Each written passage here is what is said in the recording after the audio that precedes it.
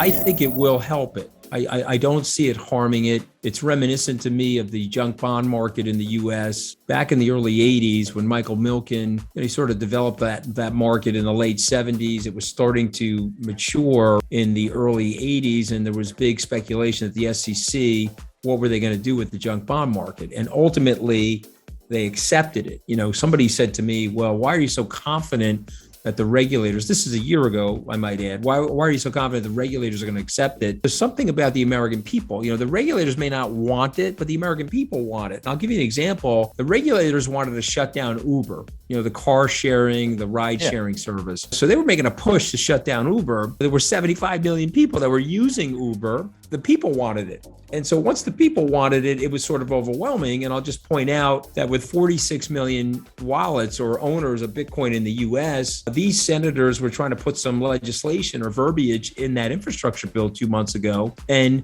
they got hit with a decentralized lobbying force, a bee swarm akin to like Wall Street bets. And it was pretty nasty for those senators. And so they pulled back. And 2 short months later, we're trading a Bitcoin future. Now, why are we trading a Bitcoin future and not a cash? It has to do with the fact that the CFTC has been regulating the Bitcoin futures market for the last couple of years. And so Gary, from a price discovery perspective, Gary Gensler, our SEC chairman, the commissioner, thinks that that's the best thing to do. It's a sloppy way to do it. You know that, and I know that, because there's arbitrage opportunities between the cash market and the futures market, that if that ETF gets very big, there could be some hedge funds in there disrupting and trying to pick up some spread there. I would like to just see a cash ETF at this point. I think we're a ways away from that. I don't think he's ready to bring that out yet. Even in an autocratic nation, ultimately, if the people have given up on the government, the flag comes down and a new flag shows up. It's just the way it's worked over the last 5,000 years.